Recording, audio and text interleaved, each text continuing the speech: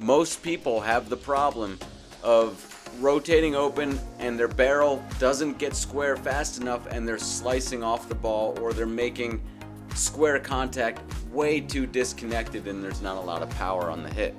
Conventional instruction, their solution is slow down your rotation. This has been the conventional approach since the 70s. There's a small area that if you get just right, it changes the whole landscape of everything else. How you move your arms and bat at that point is really the crucial move. Allow the hands to get a little bit more behind you as you start to rotate open and shift your weight. Allow the hands to drop a little bit and the barrel to flatten. This is what the greatest hitters did. Because they had this initial forward action of the swing down correctly, they could rotate as hard as they wanted through into contact, confident that their barrel is keeping up with their rotation, all because of this initial move that allowed them to give a little head start to the release of the bat by having it whip backwards more behind them as they started the forward swing.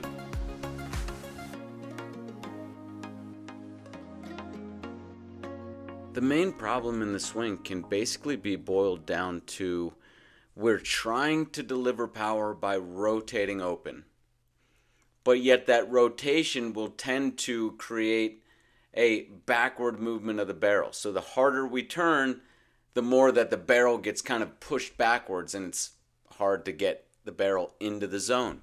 So that's the main conundrum. How do you supply power and ensure a square barrel?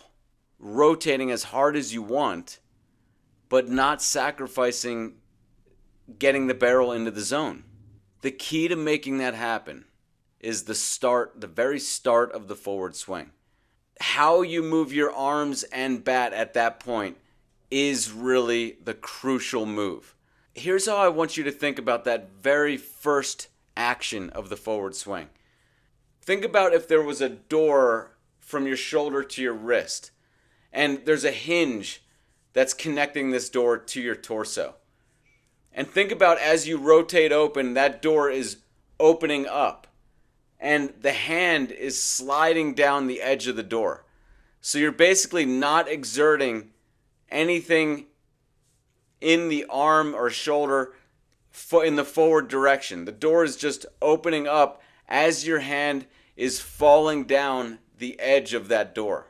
At that same time, the barrel should be flattening.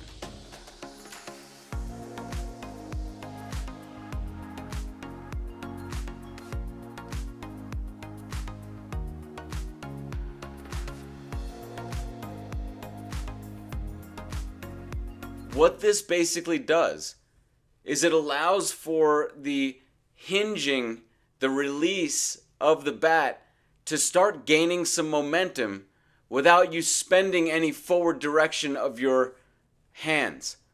So that you're basically giving a head start to the release of the barrel. Remember, the main flaw in the swing is that we can't catch the release of the barrel up to our rotation.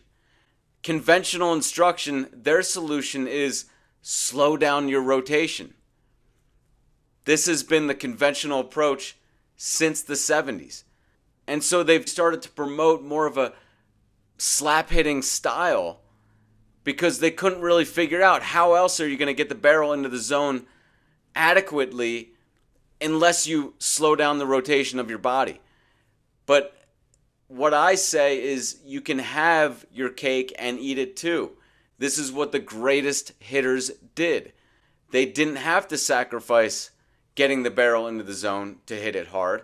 Because they had this initial forward action of the swing down correctly, they could rotate as hard as they wanted through into contact, confident that their barrel is keeping up with their rotation, all because of this initial move that allowed them to give a little head start to the release of the bat by having it whip backwards more behind them as they started the forward swing. It's all about, in the very first part of that forward swing, keeping your hands and your arms loose enough that they drop.